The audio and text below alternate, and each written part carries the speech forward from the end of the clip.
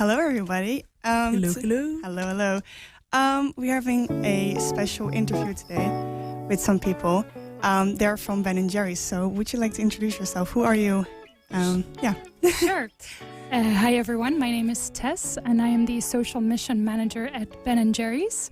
That means that my lovely colleagues are busy selling ice cream, and I can work with organizations to do campaigns for social justice. Okay, sounds good. And we have another person in the studio here. Hello, who are you? Hello, my name is Sophie, and I'm actually a creative business student.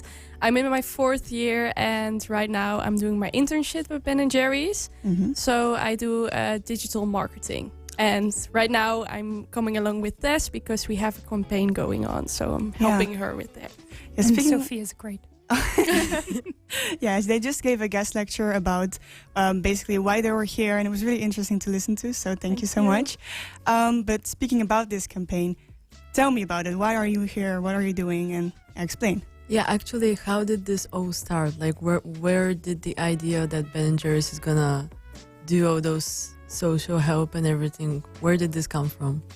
Okay, should we start answering with why social mission and Ben & Jerry's and then move on to the campaign?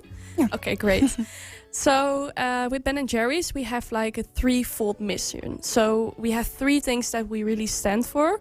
And one thing is financial, then we have product, and we have social mission. And it's actually because of our founders, Ben & Jerry. The one says, if it ain't fun, why do it? And the other one says, yeah, but social justice, it's always been in their DNA, and they work together really well. So we are an ice cream, but we always stand up for what's right. So we find it really important to discuss certain topics. In the Netherlands, we are focused on migration because that's one of the biggest topics in Europe right now. But we also do some campaigns with climate and LGBTQ+. So for me, that was one of the reasons why I wanted to do my internship here, because it's like such a pretty, or like not pretty, but important matter. Yeah, it sounds like a really, really nice internship to do at this company. Yeah, really important. And we always try to bring the fun in social justice. Sometimes when a topic is really serious, you have to be serious. But when you can bring the fun, we do it. So for instance, around the big climate conference in Paris, I think that was in 2015. Back then, it wasn't that fun to be part of a climate movement. It was considered a little bit dull, and it was considered a bit radical even. So Ben & Jerry's really wanted to make it fun and make it more normal. So we made a massive ice cream that was melting, and we called it It Ain't Fun If It's Melted. And we walked in Paris, and I think we had tens of thousands of people who walked with us. So that's really what we tried to do. We tried to bring people to social justice movements that are not necessarily part of that movement, and we tried to really use our platform for these issues. Yeah, well, because you have a pretty big platform, I assume. So you use it not only for the ice cream, basically for the selling, but also for these bigger important things. So like, why do you think that it's so important to have this social status? Like, Well, our big boss always says, otherwise we're just another ice cream company. And it's true. There are enough companies in the world that make ice cream, but which companies are actually standing for what's right? So that means that we attract the best people, like Sophie, because people who have passion and who really want to contribute to social change are just great to work with. But that also means that we can use our ice cream for something more important than just ice cream. To give an example, we launched an ice cream about 6 months ago. It's called Sunny Honey Home, and it's made by people with a refugee background. Because in this current climate, we're hearing so much about refugees, but who's really working with people with a refugee background? And when are we hearing about their great cultural added value and not just about the negative things? Yeah. So we made an ice cream with people from Morocco, Afghanistan, and Syria. And this is a way that we can use the ice cream to tell a different story, to tell a more positive story. Yeah. And you're also mainly here today to support, or like to make people go vote, because of course the Dutch elections are tomorrow. why is this important to you? Well, I think, for Ben and Jerry's, we always speak up for what's right. And I think it's also good to know why we are going to vote tomorrow. Because our cabinet, it's called cabinet, has fallen over issues like migration. So that's why it is important for us to state facts, figures, and framing. We always stand up for what's right, and also for migration. We thought it was really important to tell about this better. Yeah, And if I can just add to that, I think it's a right, but it's also a privilege. for sure. I'm not from here, and I'm not allowed to vote. And there are a lot of international students here who are not allowed to vote. Yeah. And Very there true. are a lot of people who fled from countries where there's a dictatorship and they have never been allowed to vote. So voting is a right, but it's so important, and it's such a privilege that you can do it, that it's really important to go vote tomorrow. And it's even better to do it when you're informed. Absolutely. Yeah, because one thing I really remembered about the guest lectures that you said fact, framing, and fiction. What do you mean with that? Like, because I have an idea, but you used an example for migration, which I felt was really strong, because in the beginning I was like, oh yeah, I can see where both people are coming from. But after you explained and really made a difference between the facts and the fiction, I was like, oh, that's how it is. Like, do you want to explain that example for a bit? You can go ahead. I think it's really important in politics to distinguish opinions from facts.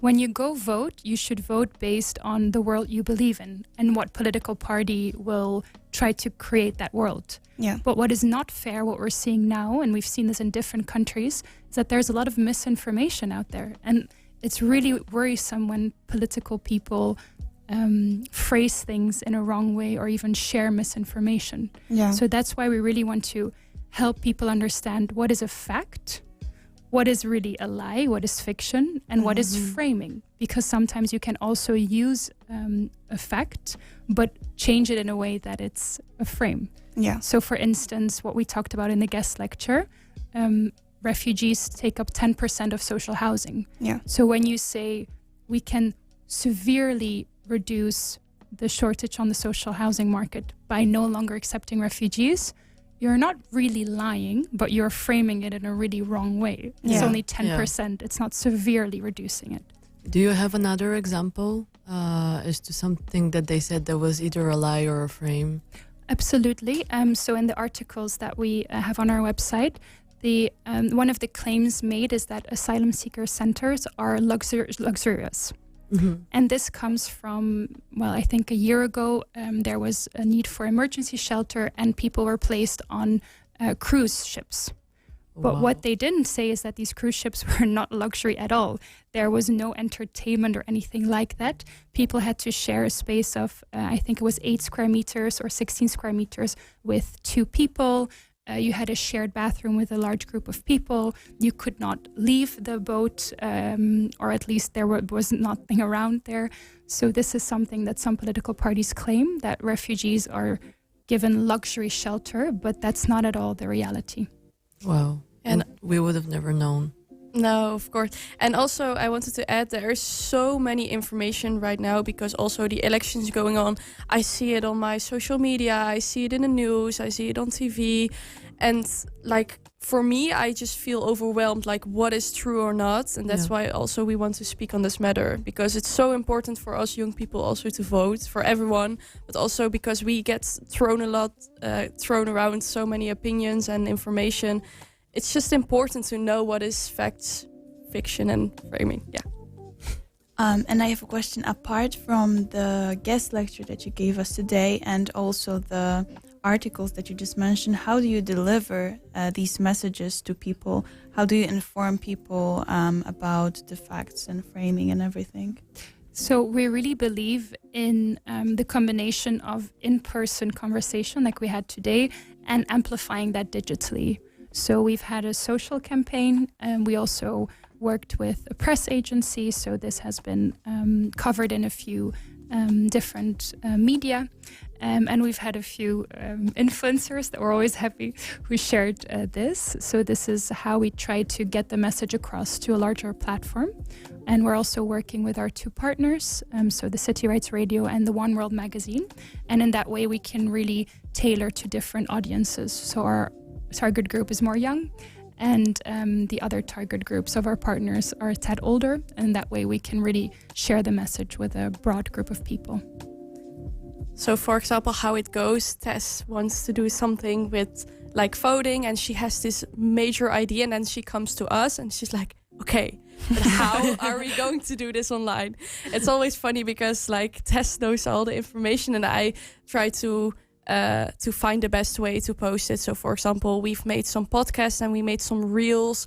We also share stuff on our stories. And good to mention, we talked about those influencers. They are never like paid from Ben & Jerry's to post anything. We just send out like, hey guys, this is our campaign. We set up some posts that you could share. And then it feels more real to us. Like these people post because they really care about Ben & Jerry's, and also, but they care about these social matters. Mm-hmm. So that's why they post it. We never pay anyone to do that. So that's also good to know. And This you're is looking, actually amazing. yeah, really looking for genuine people who are interested in a topic and also, Like, or want to go and stand up for something, basically. Yeah. like why would we pay someone to say a certain thing that they don't fully agree on? So. And it does really make you different from all other ice cream brands. Just like Tony's Chocolonis is different from all other chocolate brands. And you said that you have like an open chain with Tony's Chocolonis. Can you elaborate a little bit more on that? Yeah, we do. So I think it was about 1.5 years ago we started working with Tony's. We have always been fair trade, but open chain goes even further. And when we saw that, we immediately knew we needed to be part of that movement. So we created an ice cream with Tony's. It's called a chocolate love affair. Yeah. If I'm not mistaken, it's both available vegan and It's vegan and it's non-dairy, and and in that way we fully support Tony's mission, and we also try to use our platform and our ice cream to have other brands and other companies be part of not only delicious ice cream but also fair ice cream.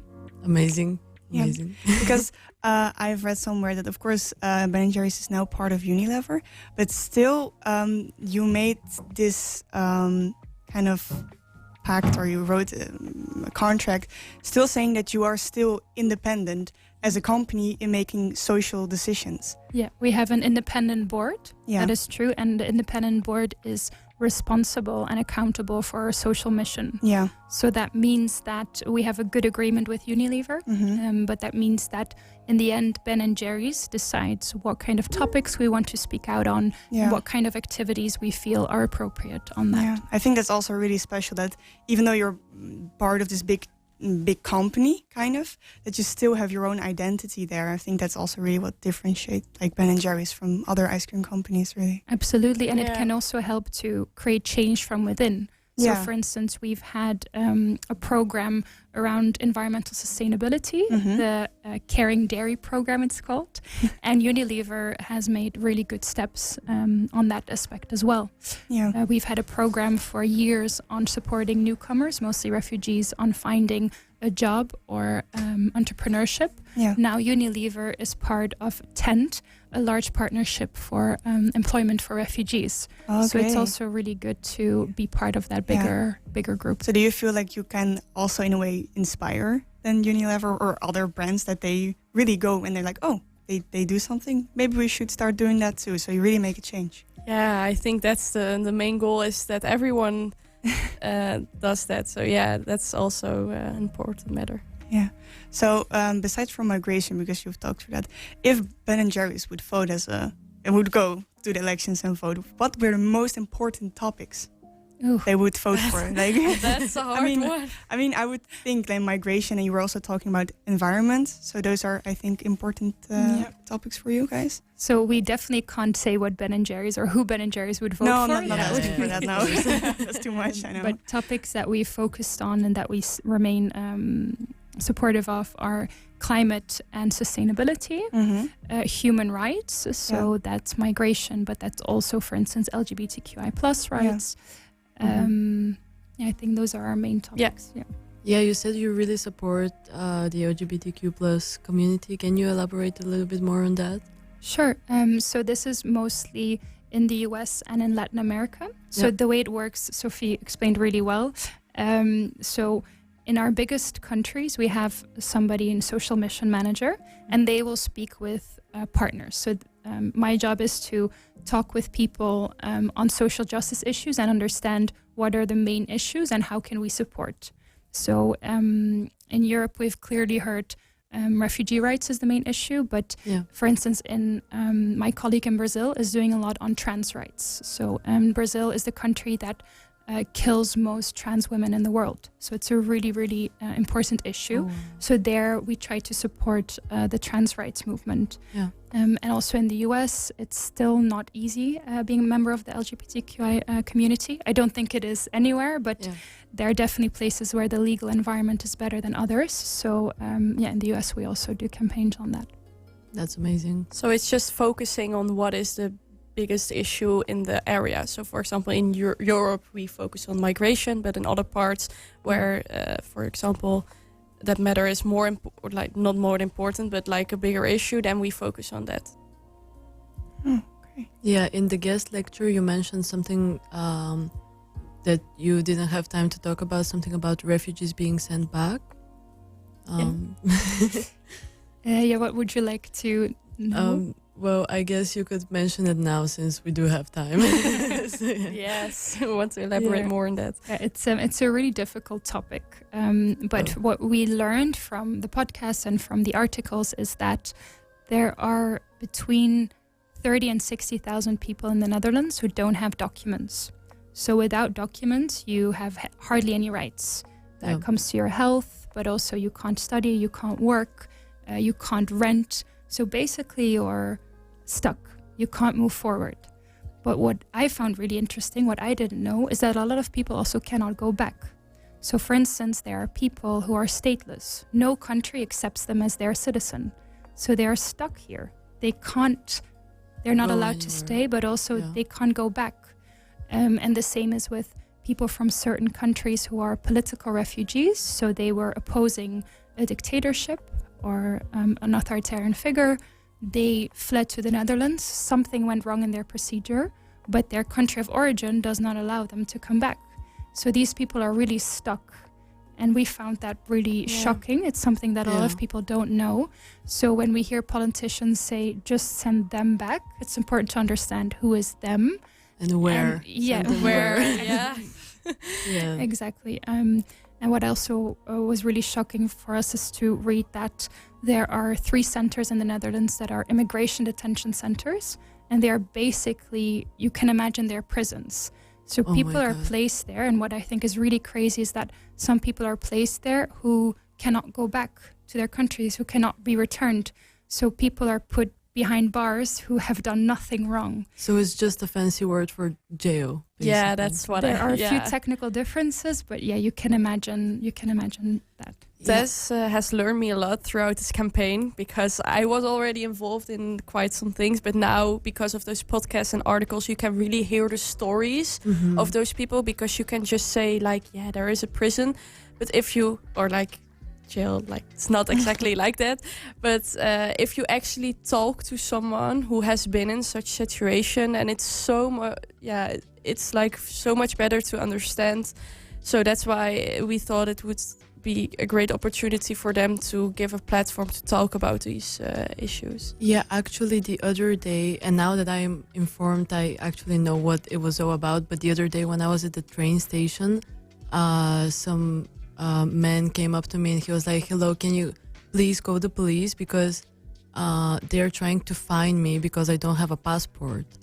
And I was like, and I was like, are you a migrant, or like what is happening? And I went to the people that were trying to find him, and then they started arguing and shouting, and they were like, yeah, you have to go to the police, we're gonna find you, you cannot stay here. And he was like, yeah, but I don't have money. I don't know what exactly was happening, but I think that he was a refugee, I'm pretty sure. And apparently people in the Netherlands fine refugees without passports? I don't know.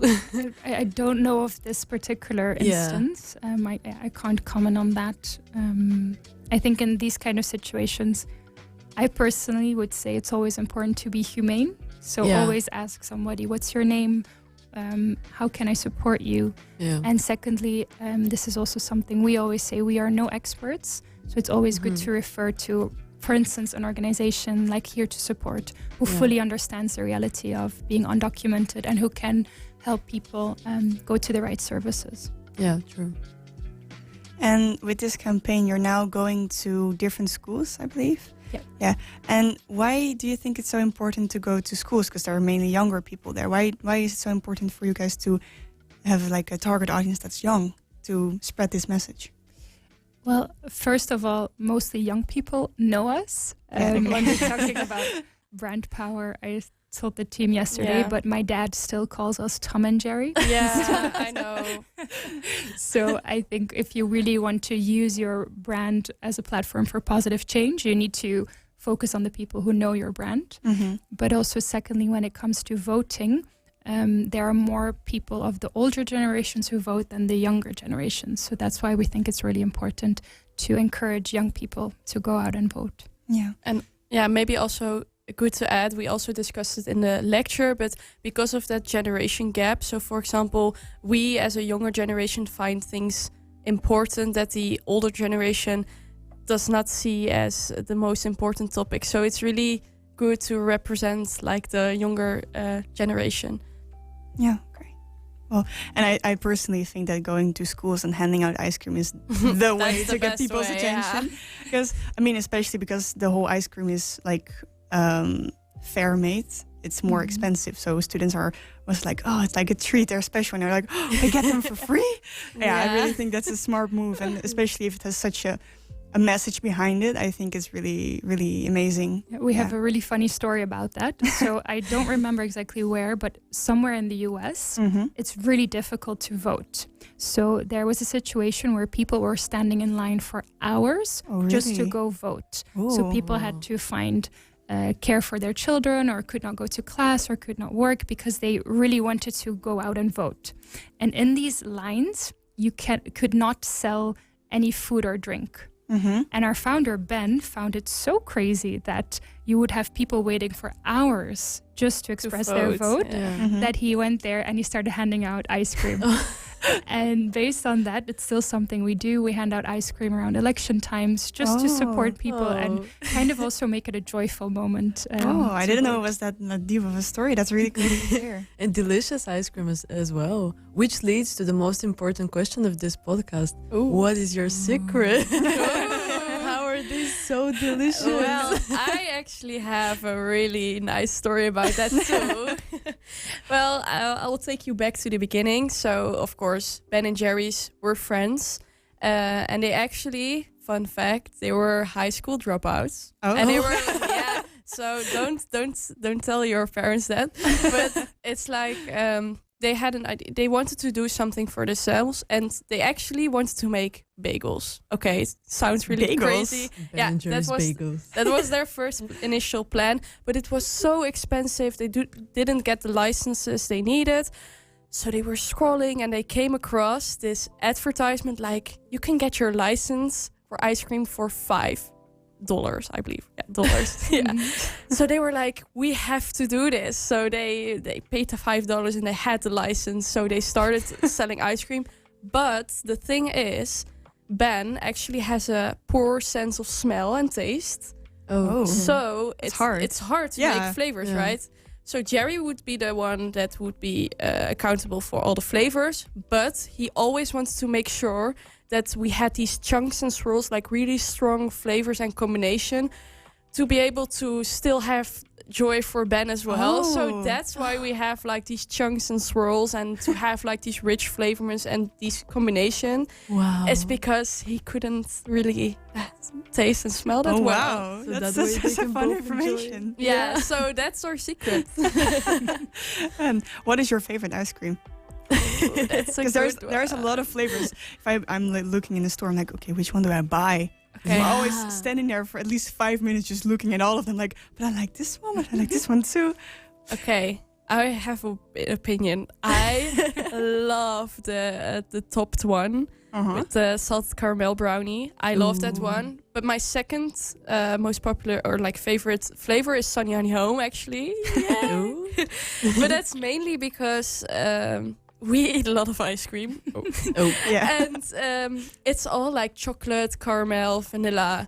Sometimes you just want something different, right? Yeah, So no, I can imagine. Yeah. Sunny Honey Home is like a completely different flavor from like the other ones. So sometimes I just want a little bit more fresh, fruity.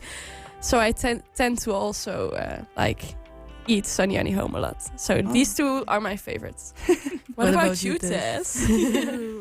I really like the non-dairy Tony's. I think it's really difficult to make good vegan ice cream, and that one really That is very Yeah. true. Yeah. And of course, I also have to say Sunny Honey Yeah. Home is a social mission person. Do you taste, like you said, you eat a lot of ice cream. Do you also get like testers that you can give your opinion about the ice creams or? Yes. Oh. We have some samples at the office that we Oh. obviously can't tell No, you I anything about understand. that. But are they good? That's Yes, of course. Yeah. Of course they're good. No, but it's really fun because, for example, when we have certain meetings, we can always try out some flavors. Oh. So yeah, that's fun. I imagine the meetings being so Yeah. fun. Just eating ice We cream. have an amazing job. Yeah. After Yeah. this podcast, everyone will want to do an internship with you guys.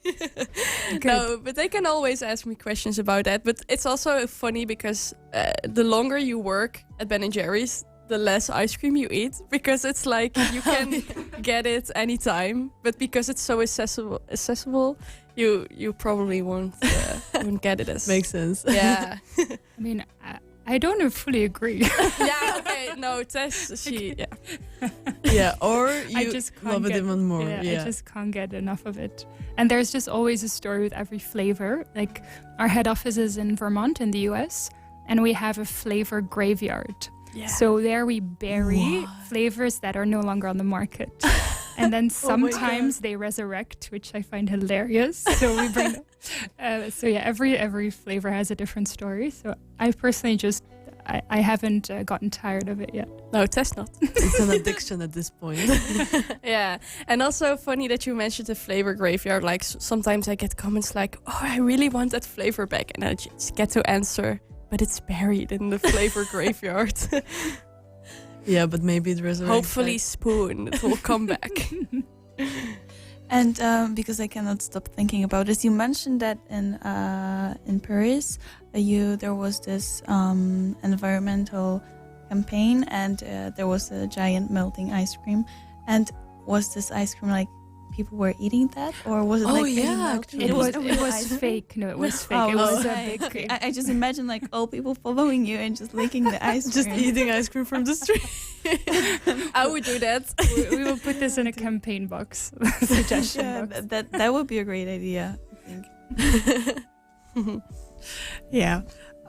So, but, like for example, I don't know, the melting ice cream, it was very big. Do you have any other big things like that are like, I don't know, really a statement? Like, I mean, not necessarily a big melting ice cream, but something else like I mean, that? what's bigger Maybe. than that? Yeah. We had halfbakken ice cream. Yes. Can maybe talk about Yeah. that.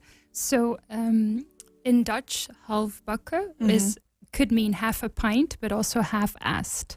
So we did a big campaign, half-assed pints against half-assed policy. So we, and all the credits to my colleagues who did that, by the way.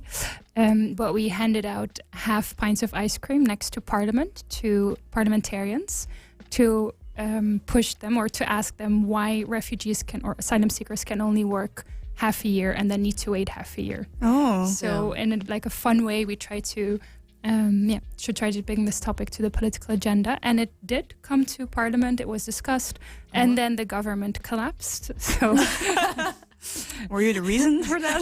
oh no, that's not it. But yeah, we also tried to use our ice cream as a statement. So Mhm. I'm not entirely sure what the name was, but I think it was Chubby Hubby.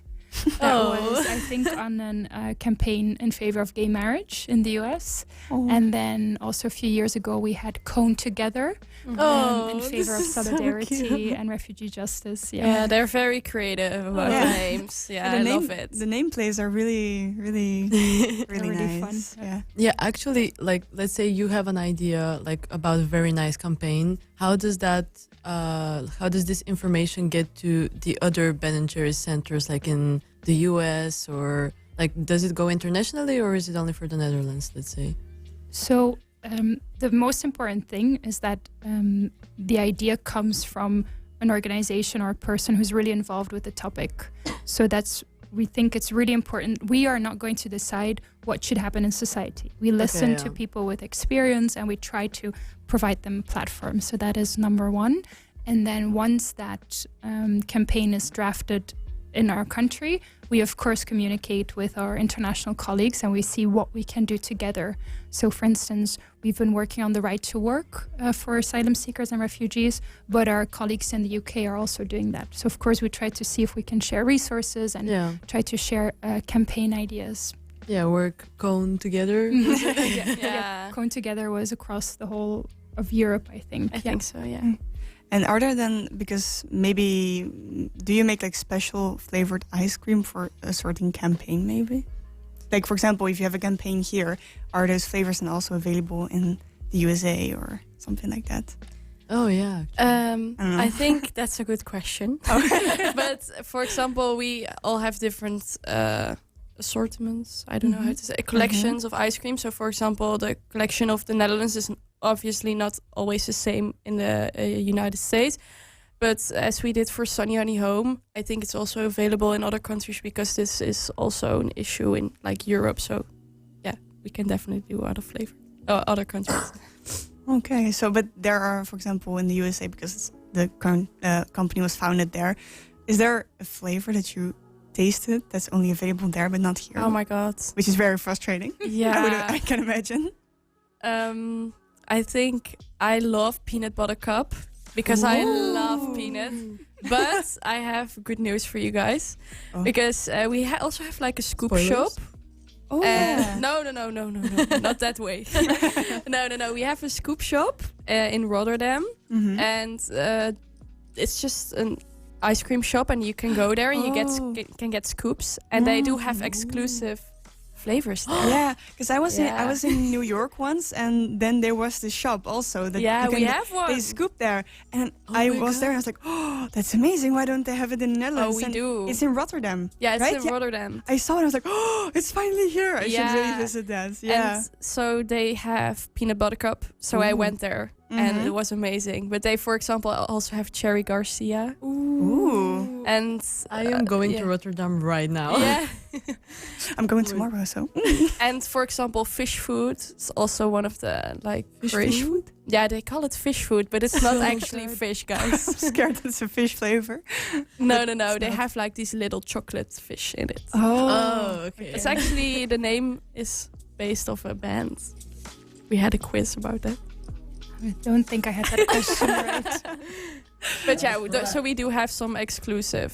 Jam band. Jam band. Jam band. Yeah. Oh, no, that's amazing. Oh, I'm gonna visit that store. It Yeah, seems you like should a lot come. of It's fun. really fun. Yeah. All right, should we wrap up and outside for my street?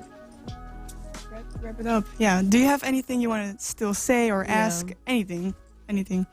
Thank you so much for having us. And problem. Thank you for coming. and I do hope you go vote tomorrow. Yes, I will. I wish I could, but Yeah, I know. Always remember peace, love, and ice cream. Peace, love, and ice please cream. love an ice cream. Yes. And the final message: go vote tomorrow. Yes. So thank you so much for coming over and sharing all this knowledge and educating. I've learned a lot personally, so I'm really happy that you Me too. talked to us about this. We should always be coned together. Yeah. The final message. So thank you so much. Have a nice day, and good luck with the rest of the campaign. Even though the voting is tomorrow, but still, good luck. Thank you. Thank you so Okay. much. Bye bye.